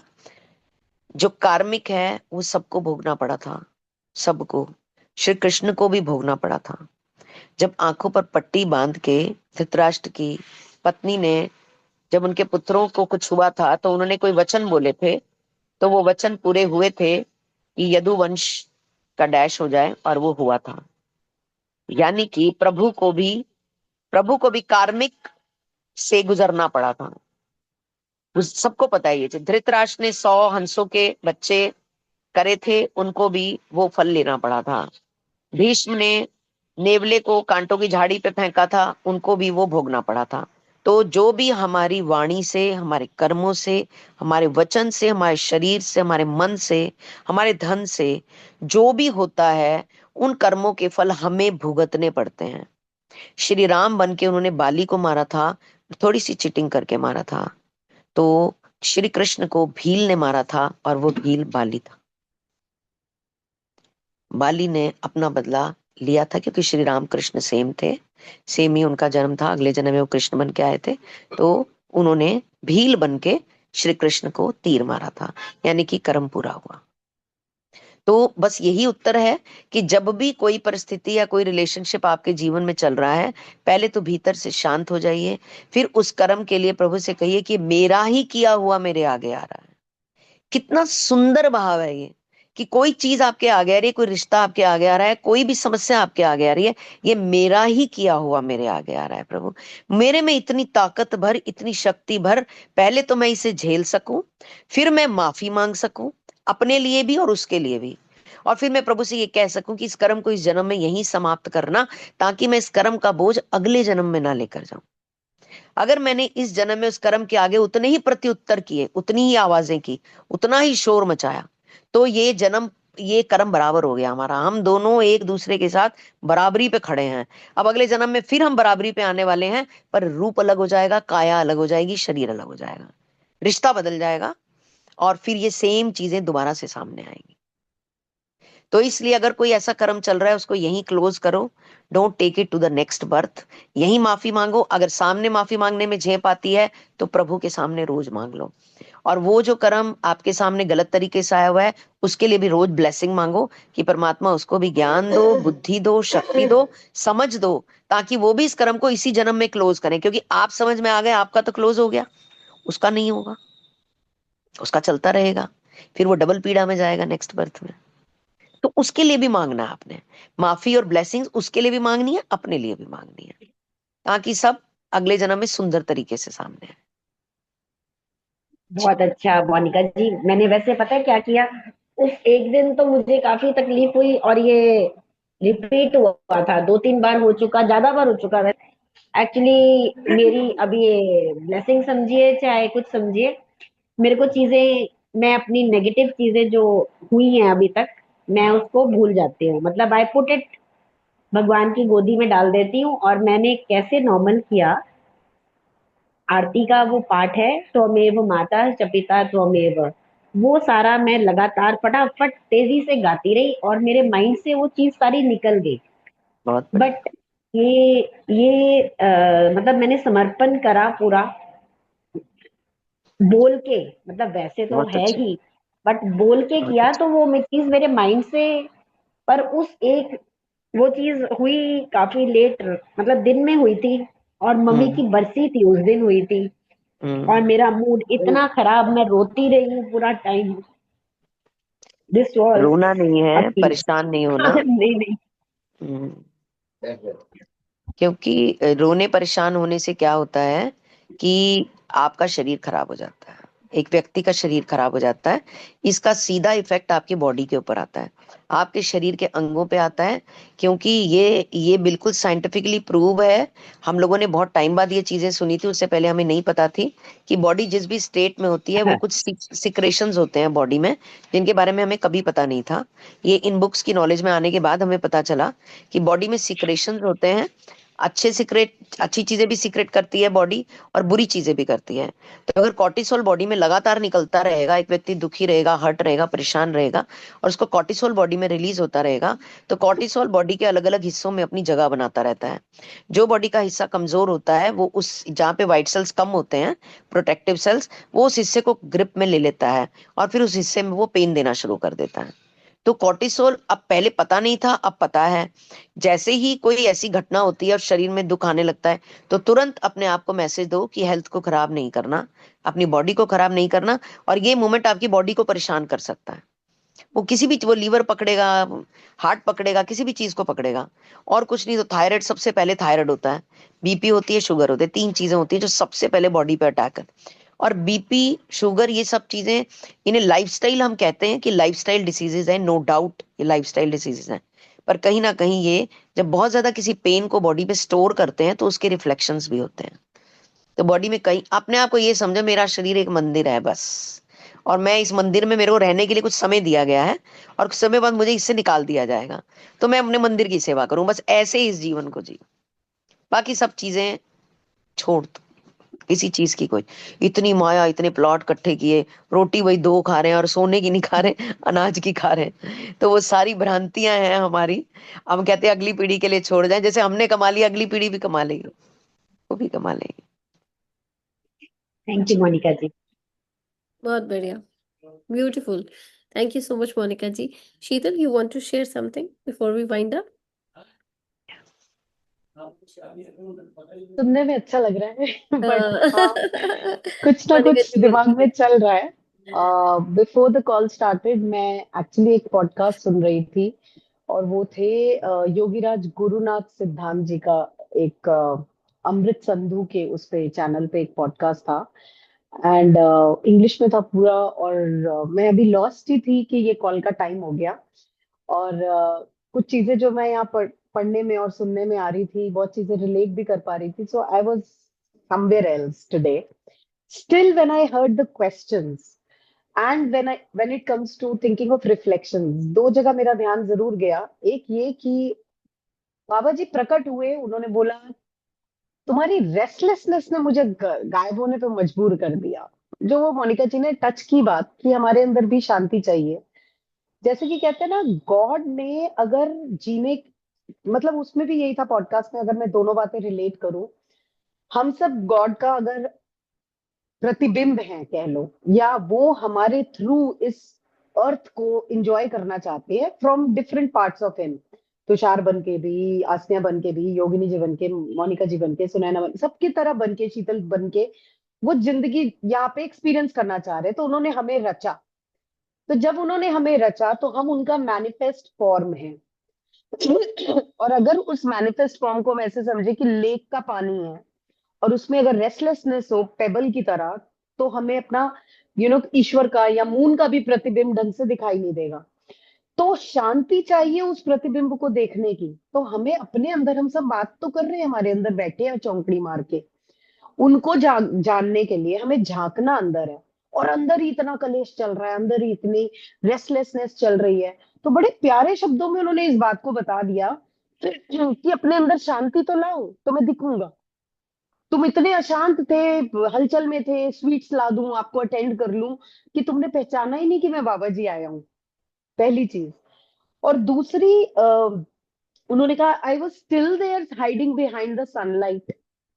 मतलब वो प्रकाश इतना उज्जवल है कि हमारी आंखें चुंधिया जाती है, पर हम उसके पीछे तो झांकने तक पहुंच ही नहीं पाते, पहुंच ही नहीं पाते हम। जब हम ये कहते हैं, जब मैं सवाल सुनती हूँ आज के और उसको इन सारी बातों से रिलेट करती हूँ, पेरेंट्स बन के हम बच्चों को क्या समझाए नहीं। मैंने नोट किया है, क्योंकि जब मैं समझाने के मूड में होती हूँ ना, तो मुझे लगता है वो और मैं अलग है, इसलिए मुझे समझाना है। पर अगर हम सब एक परम से आए हैं, वननेस का लॉ अप्लाई करें, तो वो भी मैं ही हूं और मैं भी वो ही हूं। अगर वो मुझे तंग कर रहे हैं बच्चे, तो मैं ही खुद को तंग कर रही हूँ। ये बड़ी ऊपर की लेवल की बात हो गई, लेकिन जब बहुत समझने पे सुंदर, आओ तो ऐसा लगता है। बहुत सुंदर। वो मुझे, मैं अपनी बेटी का एग्जांपल लेती हूँ, 9 साल की है और करती भी है, तब खूब धमाल मचाती है, सुनती भी नहीं है कई बार। पर क्यों मैं उसको डांटने जाऊं, जब मैं सोचूंगी वो मुझसे अलग है, जब मैं सोचूंगी ये शीतल का भगवान का भेजा हुआ दूसरा अंश है, वो शीतल को तंग कर रहा है, यानी कि या तो ये कार्मिक है जो मुझे झेलना है, तो लेट मी, जो मोनिका जी ने बोला ना, एज इट इज फ्लो में रहो। तो फिलहाल मुझे शांत हो जाना चाहिए, देख लेना चाहिए उसने कितना तंग करना है और कैसे, कितना मैं झेल पा रही हूँ। मतलब वायलेंट नहीं होना चाहिए फॉर श्योर, बट कितना मैं उसके टैंट्रम्स, उसका मस्तीपन और समटाइम्स पढ़ाई को इग्नोर करना, कब तक। थोड़ी देर बाद मैं होपोनोपोनो शुरू कर देती हूँ, ये सोचकर कि अगर ये एक्सपीरियंस करना मेरे कर्म में था, तो डॉक्टर ह्यू लेन ने होपोनोपोनो डिजाइन करते वक्त ही यही कहा था कि मुझे ही क्यों ये हॉस्पिटल दिखा, मुझे ही क्यों ये जिम्मेदारी, किसी और को इंडिया बैठे तो नहीं दिखा, हवाई में बैठा मैं इस चीज को एक्सपीरियंस कर रहा हूं, तो मेरा कर्म है और मेरा फर्ज है, ये मेरी रिस्पॉन्सिबिलिटी है कि मैं इसको अपनी जिम्मेदारी मान के हील करूं। तो उन्होंने पूरे के पूरे हॉस्पिटल के क्रिमिनल वार्ड को हील कर दिया बिना टच किए, सिर्फ होपोनोपोनो से, और हॉस्पिटल बंद करना पड़ा, कोई बचा ही नहीं मरीज, क्रिमिनल मरीज। यानी कि मैं जिम्मेदारी लूं कि ये घटनाएं जो मेरे आसपास मुझे तंग कर रही हैं, इन्हें एक्सपीरियंस करने के लिए गॉड ने मुझे चुना। तो मेरी मुझे वजह से। जिम्मेदारी दी, मुझे जिम्मेदारी दी कि मैं इस चीज को एक तो एक्सपीरियंस करूं और अपना कर्म मान के काटूं भी, क्योंकि जो सफरर होता है कर्मा उसका होता है। अगर मैं सफर कर रही हूँ, वो एंजॉय कर रही है, तो सफरर मैं हूं, मेरा कर्मा है, वापस आ रहा यस, है। और अगर बहुत वो बढ़िया। सफर कर रही है, मान लो मैंने चांटा लगा दिया और वो सफर कर रही है, तो उसने कभी मुझे मारा होगा, कभी कोई पास्ट कर्मा रहा होगा जो कंप्लीट हुआ। तो बजाय मैं उस मूड तक जाऊं, मैं ठहराव में आऊं, मैं हो पोनो पोनो करूं और देखूं क्या कुछ बदल रहा है, और बदलता है तुषार, 100% बदलता है। और जब योगिनी जी 100% पूछते सर, हैं, बिल्कुल। आई जस्ट फिनिश, जब योगिनी जी ने पूछा कि बड़ा आपको सम, गलत बोल जाए, आप उनसे उम्र में छोटे हो, आउट ऑफ रिस्पेक्ट अब हम क्या करें। आउट ऑफ रिस्पेक्ट हम ये भी सोचे, the life is happening for me not to me, ये मेरे लिए हो रहा है, इट इज डिवाइन ऑर्डर, ये डिवाइन की मर्जी है जो मुझ तक पहुंची है इस तरह से। तो पहले मैं झांकूं अपने अंदर, ये इस तरह से क्यों पहुंची मेरे तक, इसमें मेरे लिए क्या सीख है। अगर कोई बड़ा मुझे अपसेट कर रहा है और आउट ऑफ रिस्पेक्ट मैं उसे अपसेट नहीं कर सकती या डांट नहीं सकती या इज्जत नहीं उनकी कम कर सकती क्योंकि मैं उनसे छोटी हूं, तो फिर पहली बात ये सोचने वाली है, मुझे ये एक्सपीरियंस देने के लिए गॉड ने चुना क्यों, मेरी इसके पीछे की लेसन क्या है। अगर तो मैं वो लेसन आइडेंटिफाई कर गई, तो ये घटना रिपीट नहीं होगी, कर्मा क्लोज हो जाएगा आइडेंटिफाई करते भी। आधी चीज तो रियलाइजेशन पे गॉड क्लोज कर जाएंगे। और अगर मैं आइडेंटिफाई नहीं कर पाई कि ठीक है मैं एवोल्यूशन की जर्नी पे हूँ, असेंशन की जर्नी पे हूँ, कई बार नहीं समझ में आ रहा, गुड़ बातें भगवान का ज्ञान है नहीं पल्ले पड़ रहा, क्या सीख लिखी है, तो भी स्वीकार करो और फिर से होपोनोपोनो कर लो, क्योंकि उसमें थैंक यू भी आ रहा है, ग्रेटिट्यूड आ रहा है, फॉरगिवनेस आ रही है, उनसे भी, खुद से भी, प्रभु से भी, सबसे अगर ढंग से करें, उसकी डिटेल्ड ढंग से अगर समझे, प्लस रिस्पॉन्सिबिलिटी आ रही है 100%। ये मेरी ही जिम्मेदारी है इस घटना को अपने लिए समझना कि ये डिवाइन मेरे लिए कर रहा है। It's happening for me, not to me. मैं विक्टिम नहीं प्ले करूं, क्यों बोला मुझे ऐसा, मेरे को क्यों सुनना पड़ा, इसी दिन क्यों बोला गया, विक्टिम नहीं। ये इसी दिन बोला गया, इसी दिन सुनना पड़ा, तो इसमें भगवान का कुछ ऑर्केस्ट्रेशन है। उन्होंने ये चीजें सजाई हैं इस ढंग से होने के लिए। मैं कितनी जागृत हूं उसे समझने के लिए, ये मेरी अवेयरनेस है। मेरा कॉन्शियसनेस वहां पहुंचा है कि नहीं कि मैं इस उस भगवान की लीला को पढ़ लूं, समझ लूं। हम बहुत छोटे हैं अभी ये समझने में। वो लीला ही नहीं पल्ले पड़ेगी, हमें गुस्सा आएगा कि ये घटना हुई तो हुई क्यों। पर अगर हम वाकई में अवेयरनेस में जी रहे हैं ना, तो वो भी मैं ही हूँ। वो भी मैं ही हूँ जो मुझे डांट रही है या डांट रहा है। अगर वो भी मैं ही हूं तो अपनी डांट खा ली, तो खुद को क्या सुनाऊं, खुद को क्या सुनाऊं जाके, क्या क्या तकलीफ है मुझे, क्यों आपने मुझे सुना दिया, आप मुझसे बड़े हो, मैं बोलूं भी कैसे, क्यों, अगर बोलूंगी भी तो खुद ही को तो सुनाऊंगी। क्योंकि हम जब नमस्ते करते हैं, हम कहते नहीं है मेरे अंदर के डिवाइन को मैं उस डिवाइन के आगे नतमस्तक कर रही हूँ। नमः ते, नमः ते मीन्स तुम्हें या तुम्हारे अंदर की डिविनिटी को मेरे अंदर की डिविनिटी बो डाउन कर रही है। जब इस चीज को हम जीने लगेंगे ना, हम अपसेट होना बंद हो जाएंगे, प्लस हम अपसेट करना बंद कर देंगे। पर टाइम लगता है, मेहनत लगती है। जब ये चीजें एफर्टली कर पाए, हम एफर्ट डाल के, तो हम अपनी अवेकनिंग की जर्नी पे हैं। जब एफर्टलेसली करने लग जाएंगे, तब शायद भगवान के किसी तत्व ने हमें छू लिया है, शायद, मे बी 1.1%। बड़ा डिफिकल्ट है मेरे लिए, डेली चैलेंज है, क्योंकि मुझे ये डेली स्ट्रगल देखने को मिलती है। She is a very Babli and super energetic child, and I M taking time to control her and put her energies channelize into the right things, and I'm failing every day. Still I'm happy that God is trying to test me, and it's my struggle, and I'll live up to it, and I'll make sure that the divinity in her, through my divinity, maintains that balance. अभी नहीं है, लग रहा है time, पर मैं ये कह रही हूँ वो भी तो मैं ही हूं जो मुझे ही तंग कर रही है। तो मैं खुद को क्या डांटू, खुद को क्या मारूं। अगर उसका खेलने का या पेंट करने का या क्राफ्ट करने का मन है, तो मैं कितना डांट लगा लूं, वो ट्यूशन नहीं जाएगी, और आज गई भी नहीं। Why am I sharing? Because that's one area of my life where I'm practicing all these teachings to the best of my ability, and I fail many a times, and still I stand up the next day. करना तो मुझे ही है, बहुत journey तो सुंदर। मेरी है, उसकी नहीं है जर्नी, जर्नी मेरी बहुत है, सुंदर। सीखना मुझे है, टेस्ट भी मेरा है, फिर उसका नहीं है। वो मस्ती में है, वो बच्चा है, और उसके बचपने को अगर मैं मार दूंगी तो फिर ये मेरी ममता का भी गला घोटना है। तो ये टेस्ट मेरा है। अगर मैं उसकी हरकतों से परेशान हो जाती हूँ या उसे चैनलाइज नहीं कर पाती सही दिशा में, तो मैं फेल हो रही हूँ। तो मुझे उसे नहीं डांटना, मुझे खुद के अंदर वो तरीका ढूंढना है कि मैं उसे कह सकूं कि, जब आपने एक और बात बोली कि जब हम खुद से कमाने लगेंगे तो माँ बाप को पहले छोड़ेंगे, मुझे लगता है जब आपके बच्चों के साथ वो रैपो और रिस्पेक्ट है, आउट ऑफ फियर वो आपका कहना नहीं मान रहे, वो तो बहुत ही ब्यूटीफुल रिश्ता है। पर एक इससे ऊपर का लेवल मेरे दिमाग में आ रहा था उस समय, कि बच्चा स्वयं इच्छा से, जैसे कहता है ना, अपनी इच्छा से वो काम कर ले जो आप एक्चुअली कह के कराना चाह रहे हो, वो होएगी लिटरली आपके बच्चों की वो परवरिश जिसमें आपने उन्हें वो तत्व दे दिया जो तत्व हम यहाँ सीखना चाह रहे हैं, वो ट्रांसफर कर दिया, वो knowingly values unknowingly, out of वो वैल्यूज ऑब्जर्वेशन से वो सीख गए। आएगा शीतल, वो वैल्यू वैल्यूज, सिस्टम वैल्यूज भी बच्चे ऑब्जर्व कर जाते हैं, ऑब्जर्व करते। करने से, और शीतल जी इजी वो नहीं है। सर, सॉरी, मैं कह रही वो हमारा सरेंडर होगा ना जितना हमारे गुरु के लिए, उससे भी आएगा बच्चों बिल्कुल में। सरेंडर इस बात का कि ये जो मेरे साथ हो रहा है ना, ये मेरे लिए ही हो रहा है, मेरी एसेंशन के लिए हो रहा है, मेरे एवोल्यूशन के लिए हो रहा है, मेरी स्पिरिचुअल जर्नी को और स्ट्रांग करने के लिए हो रहा है। मे बी ये मेरा टेस्ट है, मे बी ये मेरा कर्मा है, मे बी ये मेरा लेसन है। अब तीनों में से क्या है, ये मुझे ढूंढना है। वो तो कुछ नहीं है, वो कुछ नहीं है, वो भी मैं ही हूँ।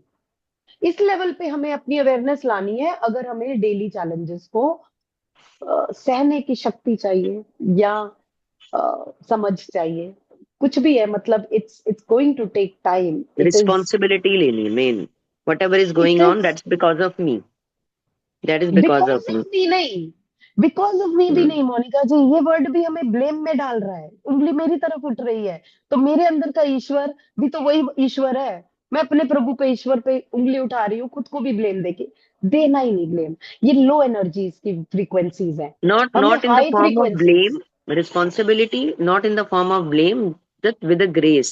I have to grace work is on. Fine, yes Yeah. Grace is, क्योंकि हमें फ्रीक्वेंसी का गेम है, फ्रीक्वेंसीज में ही अपने आप को ऊपर लाना है। और फ्रीक्वेंसीज अगर हम अपर लेवल की देखेंगे तो gratitude, joy, satisfaction, happiness, contentment, love above all, ये फ्रीक्वेंसीज हम इमोट करेंगे तो हम अगले 7 साल जो कहे जा रहे हैं कि सतयुग का आगमन आने वाला है, काल के अवतार पधार चुके हैं, अगले 7 सालों में वो डिक्लेयर करेंगे कि मैं हूं, I am here. All of those things are there in the podcast and other things, सब पता है। पर ये जो 7 साल अभी चलेंगे 32 तक, कितनी फ्रीक्वेंसीज का टेस्ट होगा। ये जो अर्थक्वेक्स आते हैं ये सब फ्रीक्वेंसी शिफ्ट ही हैं। तो हमारे घरों में भी जो ये भूचाल आ रहे हैं, या उथल पुथल रिश्तों की ओर, ही आप देखो कितनी चीजें छूट रही हैं, कितने आ रहे हैं, कितने जा रहे हैं। हर ह्यूमन कॉन्शियसनेस इस समय अवेकनिंग से गुजर रही है, और जो लोअर फ्रीक्वेंसीज में होगी वो शायद इस गेम में हार जाए, और जो हायर फ्रीक्वेंसीज में होगी वो उस चीज में आगे बढ़ पाएगी। सतयुग का आगमन कोई प्रलय के आके जाना नहीं होगा, फ्रीक्वेंसीज का शिफ्ट होना होगा, और दोनों अर्थ से इकट्ठे जिएंगी। लोअर फ्रीक्वेंसीज भी जी रही होंगी जो लोअर वाइब्रेशंस को फील कर रही होंगी, और हायर फ्रीक्वेंसीज और हायर बीइंग्स भी जी रहे होंगे जो हायर वाइब्रेशंस को जी रहे होंगे, और मिलके ये दोनों अर्थ इकट्ठे रहने वाली हैं अभी, 3D वाली भी और 5D वाली भी। बहुत अद्भुत होने वाला है गेम। हम लोग तो अभी प्रिपरेशन फेज में है और बहुत पीछे है, पर एटलीस्ट हैं तो उस राह पे। So pat on our own selves, और बड़े चलो बस साथ देते रहो एक दूसरे का। और I think it's a beautiful journey and we have to discover so मैंने कहा मच। दो महान आत्माओं ने आज कंटिन्यू किया, मजा आ गया आज तो। आज की तो तो हमारी जर्नी ये जो बहुत ही महान आत्मा सुन पावरफुल रही रही। है ये जो हमारी महान आत्मा भूमिका जी सुन रही है, उनके बगैर ये बोलने की कहाँ से प्रेरणा मिलेगी। किसी के अंदर के डिविनिटी को छू पाए वो बोलने की, हमारे अंदर भी तो डिविनिटी जगाने वाले आप ही हो। आप ही हो जो श्रोता होते हैं ना, वो एक वक्ता को हिम्मत देते हैं और शब्दों नहीं का नहीं, चयन आप देते लोग हैं। आज दोनों ने आज बहुत अच्छा वो करा, बहुत ही अच्छा एक्सप्लेन करा, थैंक बहुत यू, थैंक यू। नहीं, थैंक यू फॉर बहुत गिविंग मी सुंदर। A very chance. Deep, I must say. या तो बहुत ज्यादा बहुत डीप अच्छा। था, बहुत डिवाइन था, बहुत इंसाइटफुल था जो आपने बताया। It's really enlightening. जैसे हम मोनिका जी को सुन रहे थे, तो जब आप बोल रहे थे तो ऐसे हो रहा था कि यार इसको चलने दो अभी, लेकिन टाइम कम है हमारे पास। तो we would love to hear more about your perspective to look at certain things. सबका अलग अलग रहता है, तो एंड आई वुड सबसे suggest, sorry to cut you, कि these books are amazing जो आ रही है ना वहां से, the lessons, and they are instrumental। तो प्लीज जो लोग भी नहीं जुड़े हैं अभी, जुड़ो इन लेसन से, बहुत फर्क आता है, बहुत फर्क आता है। Sorry. That's right, that's right. और जिनके पास आ भी रहे हैं लेसन्स, जैसे हमने भी बहुत डिले कर दिया, लेसन तो बहुत समय से आए हुए हैं। अभी भी सुनैना बहुत पुश करती है, लेसन पढ़ना है, पढ़ना है, पढ़ना है, पढ़ना है, पढ़ो पढ़ो, टाइम फिक्स करो। तो हमने भी बहुत डिले कर दिया, लेसन तो कब से हमारे पास पड़े हैं, लेकिन वही उसको शुरू भी किया, फिर एक स्टॉप लग गया। मतलब वही ना, एक डिसिप्लिन, कंसिस्टेंसी बिल्टअप करना, एक how far have you challenge. Read Tushar, how lesson far? To complete हो रहा है हमारा। अच्छा, मेरा 4th चल रहा है, आई मिडवे, नो। 5th आ गया है, तो इट्स एन इंस्पिरेशन कि 4th कंप्लीट करो। हाँ, आई नो। हमारे लेसन तो सारे आए हुए हैं काफी टाइम से। तो लेसन 2 कंप्लीट है और लेसन 3 शुरू करना है। बट या कंसिस्टेंसी डेवलप नहीं मेंटेन हुई हमारी, हमारे पार्ट पे फेलियर था वो। एनीवेज, बट इट हैज, हर एक का सच इसका समय है, मैं वही मानती हूँ। अभी उसका समय, मतलब अगर मैं कहूँ तो मैं ये नहीं कह रही कि मैं इसको आराम से फिर भी टेकअप करूंगी, but yes, it is taking time and I am on to it. I started reading, like lesson 2 complete कर लिया है। लेसन 2 हम ना पहले भी पढ़ चुके थे, हम उसको एब्जॉर्ब कर रहे हैं दोबारा से। मतलब थर्ड टाइम रीडिंग है मेरी तो, इनफैक्ट लेसन 2 की है। बढ़ना ही नहीं चाह रहे, मतलब हम आगे बढ़ना चाह नहीं रहे उसको लेके। पढ़ लिया और वापस हम थर्ड पे नहीं गए, हमने कहा नहीं, गेट बैक, तो दोबारा पढ़ा मैंने। और फिर जब हमने lessons, इकट्ठे शुरू किया, तो वो मेरा तीसरी टाइम था। मेरे को वहीं पे, मेरे से उससे आगे बढ़ा नहीं जा रहा, क्योंकि मुझे लग रहा है कि इसको खाना है। मतलब वो खाया नहीं जा रहा है। एब्जॉर्प्शन तो बाद की बात है यार, उसको खाना, डाइजेस्ट करना और निकाल लेना। एक्चुअली आप आगे बढ़ो, क्योंकि there will be an opportunity when you would want to come back. पर आगे का राह देख तो लो, फिर देखो कि कौन सी मुझे रिविजिट करनी है। But that should not be a deterrent for you to move forward. So don't take that as a deterrent कि पहले ये अब्सॉर्ब कर लूं, नहीं होगा। जब तक वो कनेक्शन नहीं बिठाओगे ना, joining the dots with the upcoming lessons, ये अब्सॉर्ब नहीं होगा। मुझे भी नहीं हुआ, पर मैं आगे बढ़ी। या जितना हुआ उतना पढ़ो, आगे बढ़ो। दैट्स फिर व्हाट आई डिड रिवीजन का नाउ। टाइम तो स्कूल में भी मिलता था ना। टेस्ट तो अभी आएगा, तो उससे पहले रिवीजन का टाइम मिलेगा, तब जाना पीछे। That's what I अभी बढ़ो did आगे। this time. I've completed lesson 2, और अब मतलब मेरे को लगा कि, हालांकि शुरू में बीच में, अब इसीलिए मुझे आया था क्योंकि उसमें जो 8 fold पाथ, 8 नियम बताए, तो वो बड़ा डीप है यार, बहुत डीप है। वो पढ़ लिया, उसको दोबारा पढ़ा, तीसरी बार पढ़ा। तो अभी अभी मेरे को ये आ रहा है कि इसके नोट्स बनाओ, है ना। But now I will move on. नहीं, बढ़ सेकंड जाओ कंप्लीट बढ़ है, जाओ। थर्ड, या I will move on, so I will go. Yogini ji has hand raised, I think. Yes. मैं एक सवाल पूछना चाहती हूँ, पता नहीं ठीक है कि गलत। सारी चीज तो मैंने सुनी ध्यान से, मीका जी ने भी, शीतल जी ने भी बहुत अच्छी चीजें बताई। I will try to incorporate. पर मुझे एक चीज जाननी है, उस इंसान को मैंने ब्लॉक कर दिया, इज इट राइट और रॉन्ग? आपका कंसाइंस क्या बोलता है? एक्चुअली पता क्या है, वो चीज बार बार हुई, मतलब इंटेंसिटी, फ्यूरियसनेस की इतनी ज्यादा थी, without any fault on my side.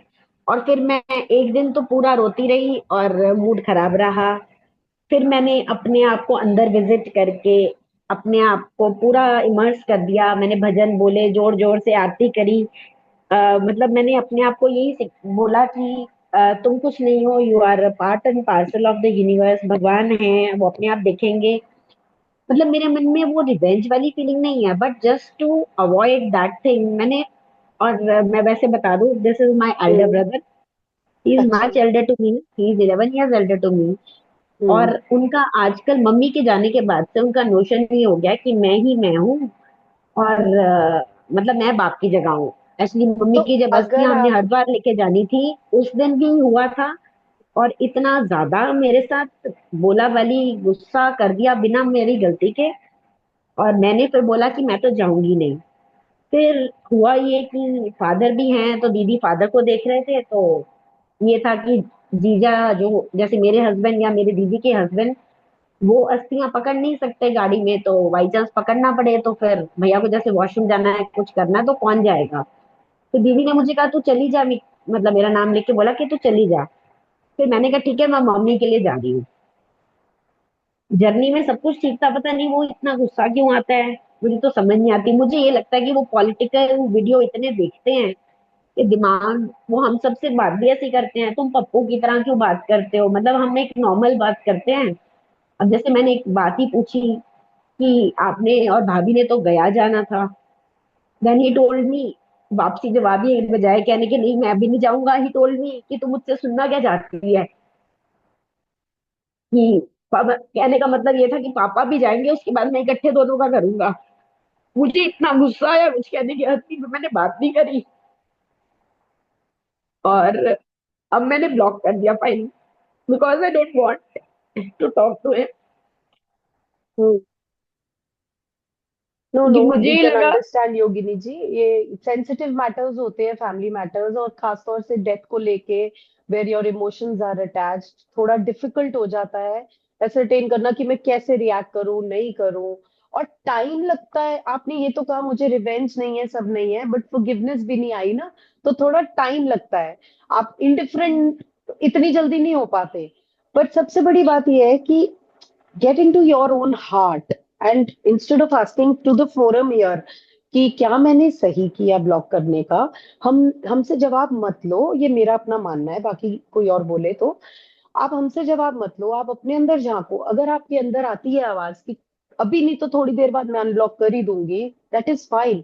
नहीं आती तो भी वेट करो, लेट दिस प्रोसेस इन। ये आप खुद को प्रोसेस होने दो ये चीज। और दूसरी बात, जब कभी आपके अंदर ये भाव आए ना कि फॉरगिवनेस बड़प्पन है, तो ये याद रखना, आप फॉरगिवनेस अगर दोगे भी तो वो सामने वाले पे एहसान नहीं है, वो आपके पीस ऑफ माइंड के लिए है। अगर आप फॉरगिव करते हो कि चल मैंने ये बात भुला दी कि तूने ये सारा कुछ किया, क्योंकि अभी आपने कहा वो पॉलिटिकल वीडियोस देखते हैं, that's the best he could behave. Imagine, उनको ऐसे ही आता था, इससे अच्छा आता होता तो वो इससे अच्छा करते बिहेव। ये उनकी समझ का परम था। जब वो अपना बेस्ट कर रहे हैं और आपको समझ में आ रहा है कि यार ये इससे ऊपर इससे अच्छा बिहेव नहीं कर पा रहा, तो आप उनकी नादानी को समझो और उनको फॉरगिवनेस का दान दो, क्योंकि ये दान आपके माइंड को पीस देगा कि काश प्रभु तुझे वो शक्ति दे या समझ दे कि तुझे समझ आए कि इससे बेहतर तरीका भी है बात को संभालने का और मुझसे बात करने का। अगर तुम्हारी समझ मुझसे लड़ने पे या मुझे टॉन्ट मारने पे आ रही है, तो मैं उस समझ को भी नमन करती हूँ कि शायद प्रभु तुमने मुझे आगे रखा और मुझे ज्यादा समझ दे दी छोटा होते हुए भी। तो मैं इस बात का गुरूर नहीं पालूंगी, घमंड नहीं पालूंगी, ईगो नहीं लाने दूंगी, पर शायद मैं अपनी स्पिरिचुअल जर्नी में पक्की हो रही हूँ, स्ट्रांग हो रही हूँ। तुमने मुझे इस ट्रायल से भी निकालने की हिम्मत दी है प्रभु, तो तुम्हारे लिए मेरे लिए मन में ग्रैटिट्यूड है। पर अभी let me process this episode and let it go. वही मोनिका जी वाली बात, इसे एज इट इज चलने दो। ये जो हुआ ये आपको कुछ अवेयरनेस देने के लिए हुआ, ये कोई लेसन लेके आया, ये कोई कर्मा कंप्लीट हुआ या लेसन आया जो अभी उजागर होगा। अभी प्रोसेसिंग फेज में हम तिलमिला जाते हैं, हम रेस्टलेस हो जाते हैं। ये ट्रांजिशन होता है। एक एपिसोड हुआ और उसको हम खंगाल रहे हैं, समझ रहे हैं कि क्या मिल रहा है इससे मुझे निचोड़। शायद इमीडिएटली नहीं मिले, प्रोसेसिंग को भी टाइम दो। आप इनपुट देते हो कंप्यूटर में, प्रोसेसिंग यूनिट में चलता है, फिर आउटपुट आता है, तो अभी आप अंदर चर्निंग में हो, इसे आत्ममंथन में चलने दो। हमसे जवाब मत मांगो क्या मैंने ब्लॉक करके ठीक किया, क्योंकि हमारे ओपिनियंस हमारे फिल्टर्स से आएंगे। हम सबके फिल्टर्स अलग भी होंगे। हमारे फिल्टर्स आपकी लाइफ नहीं जानते और बैकग्राउंड तो बिल्कुल भी नहीं जानते। कहाँ आप गलत रहे होंगे या वो सही रहे होंगे, हम वो भी नहीं जानते। और हम बायस्ड होना भी नहीं चाहते आपकी तरफ, क्योंकि ये फैमिली का सेंसिटिव मैटर है। पर रो लेना ठीक है, हल्का हो जाना ठीक है, पर फिर भी ये डिसीजन आप ही के ऊपर आएगा, क्योंकि आपका अंतर्मन और प्रभु से जुड़ा हुआ अंतर्मन इसका सही जवाब जानता है। उसको बाहर उजागर होने का टाइम दो and sit in meditation, sit with yourself to get the answer. You will get the answer. Sometimes हमें लगता है हमारे फ्रेंड्स हैं, हमारे, ये मेरी इनर फैमिली हो गई है, यहाँ से मैं कुछ जवाब लूं और हम भटका दें कहीं हमारी ना समझी में। हम तो अभी बच्चे हैं, हमें तो अभी सब कुछ आता भी नहीं। हम कोई नहीं होते आपको सलाह देने वाले। सलाह हमारा अंतर्मन, हमारा इंट्यूशन, हमारी गट फीलिंग देती है। हमें वहां पे पहुंचना है।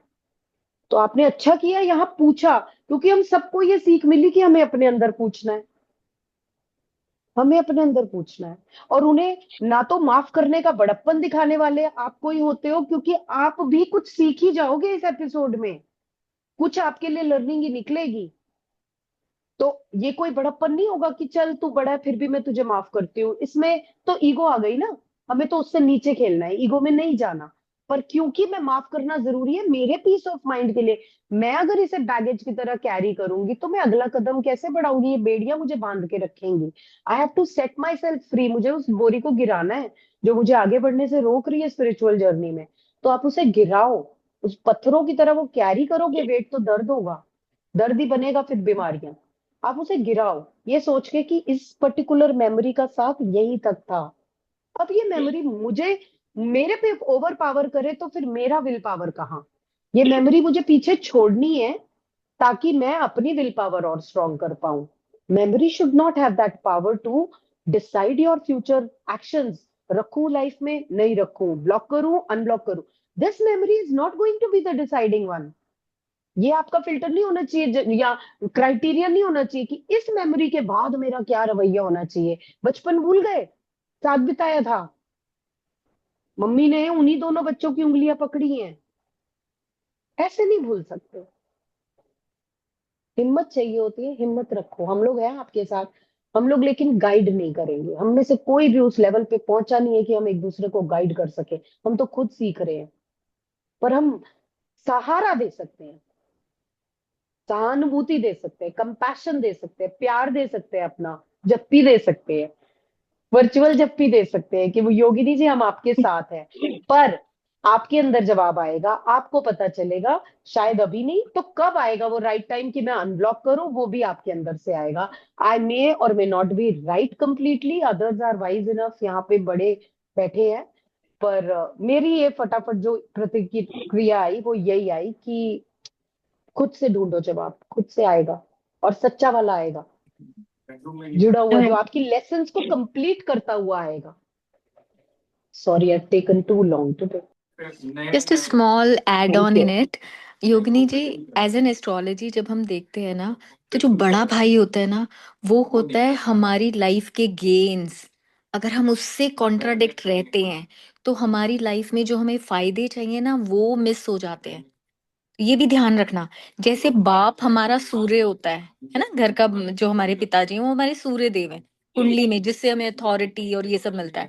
माँ जो होती है वो मून होता है, चंद्रमा, है ना, जो हमें इमोशनली स्ट्रांग करता है। अगर माँ का साथ होता है तो हम बहुत इमोशनली स्ट्रांग होते हैं। माँ जैसे लाइफ से गई है तो आप इमोशनली बहुत ज्यादा अप डाउन होएगा, बिकॉज शी गॉट मिसिंग। भाई भी इसी तरह काम करता है। जो सेम सिचुएशन आप शेयर कर रहे हो, लास्ट ईयर सेम सिचुएशन मेरे साथ भी थी। बस फर्क इतना था कि मेरे पिताजी बीमार थे और भाई वाज लाइक पता नहीं क्या क्या दिखा रहा था। मैंने भी हार्श हुई, मैं भी थोड़ा सा, बट देन आई रियलाइज कि यार बड़ा भाई है ना, माँ ने इसको भी पैदा किया। मैं अपना शेयर कर रही हूँ आपको, शीतल जी ने बिल्कुल ठीक किया, हम सब इस जर्नी पे हैं। देन आई फाउंड कि यार माँ का जया हुआ है, और हमने बैर बना के कहाँ जाना है, खाली जाना है हमने भी।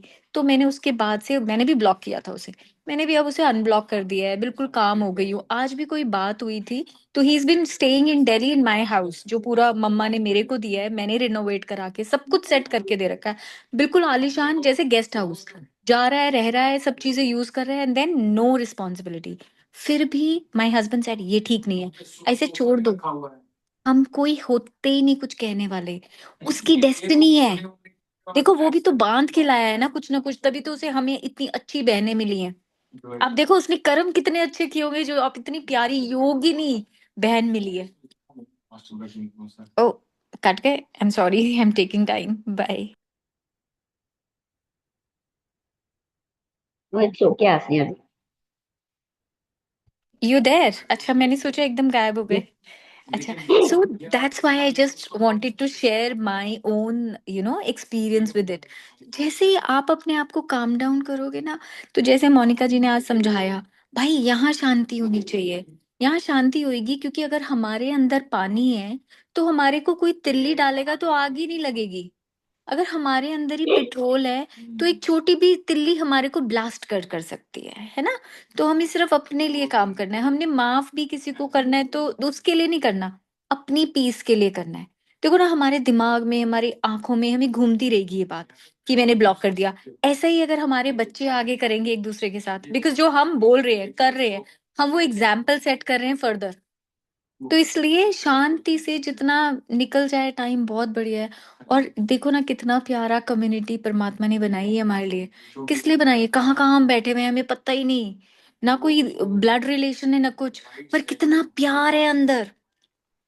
I look upon this session कि भाई मुझे ये सेशन, आज तो सेशन सुनते सुनते मुझे लग रहा था कि एक दिन तो हमें महीने में सुबह से लेके 9 बजे से लेके 5 बजे तक लंबा सेशन रखना चाहिए, सो दैट हम अपने दिल की सारी बातें एक दूसरे को बढ़ा निकाल सकें, सो दैट हम खाली हो जाएं, क्योंकि फायदा हमारे अंदर देखो ही ना, भरा है। एस्ट्रोलॉजर हमारे साथ है, उन्होंने कितनी खूबसूरती से लिंक किया कि आपके गेन्स के साथ आपके एल्डर सिबलिंग का वो है, लिंक है। बिल्कुल तो अगर आप उनको ब्लॉक कर रहे हो तो आप जीवन में आने वाले गेन्स ब्लॉक कर रहे हो, बट आउट ऑफ ग्रीड नहीं, आउट ऑफ कंपैशन अनब्लॉक करना बिल्कुल। उनका एडवाइस है शायद। या हाँ बिल्कुल, क्योंकि हम अंदर पीस बना पाएंगे।